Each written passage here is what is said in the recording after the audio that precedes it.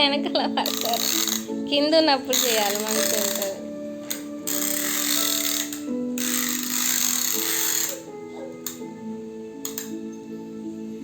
ఇచ్చేసే ఇంకా అడిగినప్పుడు ఇచ్చే. అబ్బో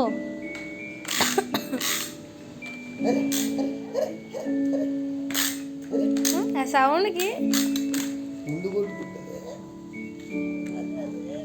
అట్ట పీకేజ్ అనుకో, అంతేగా.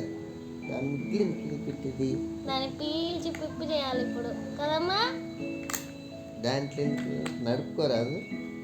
సౌండ్ ఎక్కడి నుంచి వస్తుందా? సౌండ్ ఏడొస్తుందో ఆడ ఇరగొట్టాలి.